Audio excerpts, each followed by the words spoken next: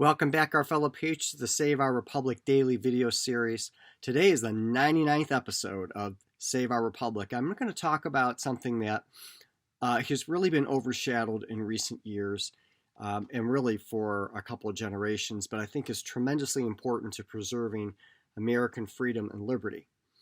There is a reference in a United States Supreme Court case that refers to federalism in the states as being laboratories of democracy. And that's why federalism is so good, because we can have states that will develop different policy solutions across the country, and then they will the states will see which makes the best sense for them, and then there will be a nationwide movement, and then the federal government will impose the solution that has been discerned to be the best nationally, and we all come out the other end so much better.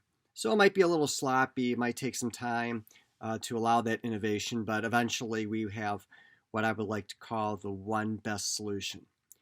I've discussed earlier why federalism is important to freedom, why it's important to the social compact, why it's important to good governance, and this time I'm really going to talk about why it is not because we're laboratories of democracy, the states.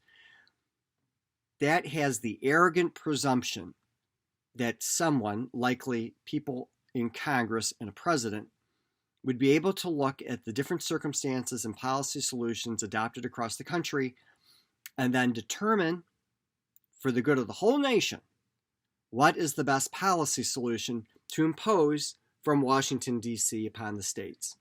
That's a fundamental misunderstanding of federalism.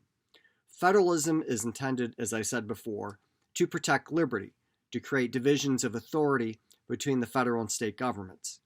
When you impose one solution across the entire continent, you are subverting that idea of a division of powers between the states and the federal government, because the federal government has now usurped that and is imposing a nationwide solution.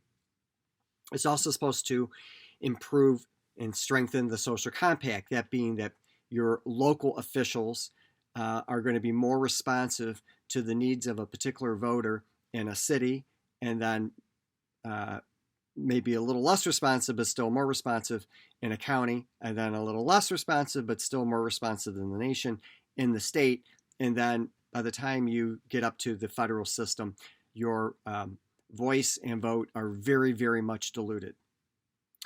And then it is also intended to find better governance, which means that a solution imposed in Hawaii or enacted in Hawaii may not fit for Texas, which may not fit for Mississippi, which may not fit for Indiana or Maine or New Jersey or California or Colorado, etc.